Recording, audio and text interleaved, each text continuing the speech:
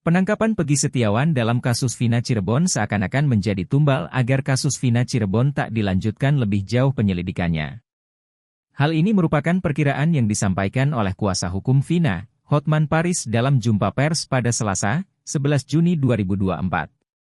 Dia mengatakan bahwa saat ini polisi fokus pada Peggy Setiawan. Namun nantinya entah bagaimana nasib Peggy di hadapan hukum, kejadian sebenarnya yang terjadi di kasus pembunuhan Vina dan Eki tidak terungkap. Serta kejanggalan-kejanggalan dalam kasus Vina Cirebon pun tidak terjawab.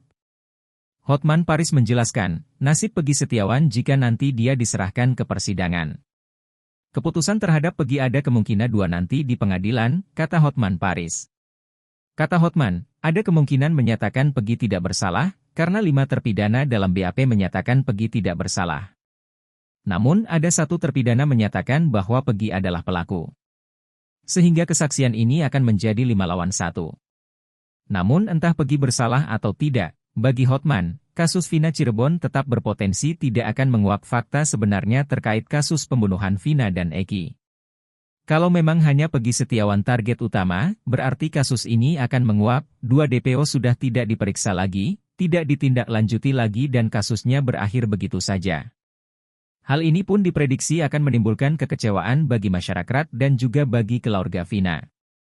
Ditreskrim Polda Jabar memastikan akan melimpahkan berkas perkara kasus pembunuhan Vina dan Eki dengan tersangka Peggy Setiawan alias Perong ke Kejaksaan dalam waktu dekat.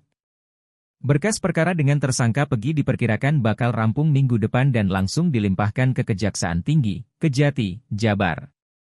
Kabid Humas Polda Jabar, Kombes Jules Abraham Abbas, mengatakan saat ini penyidik masih maraton melakukan pemeriksaan sejumlah saksi-saksi untuk melengkapi berkas penyidikan kasus tersebut.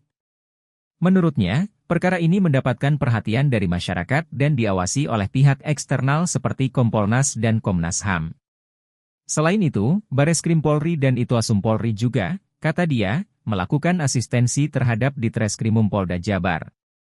Penyidik Ditreskrimum Polda Jabar, menurut Jules, telah memeriksa puluhan saksi terkait kasus pembunuhan Vina dan Eki. Pihaknya juga membuka dan menerima apabila ada informasi yang berkaitan dengan kasus tersebut.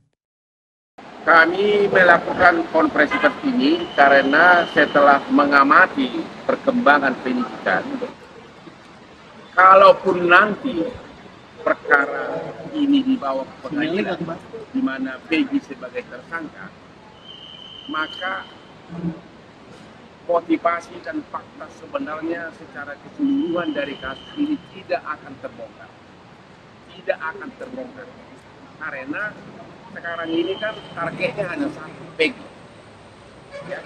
Sementara misteri kenapa kejadian ini dan kenapa berita acara semua saling bertentangan tidak terbongkar.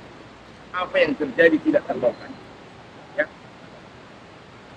Penyidik nanti sama jaksa hanya akan berpatokan kepada hukum acara pidana perbil. Dia akan mengatakan 2 alat bukti cukup. Peggy bersalah. Dia akan mengatakan begitu. Akhirnya kasus ini akan menguap dengan sendirinya. Akan berakhir di situ. Sementara yang apakah benar Peggy atau tidak akan lagi ditindaklanjuti.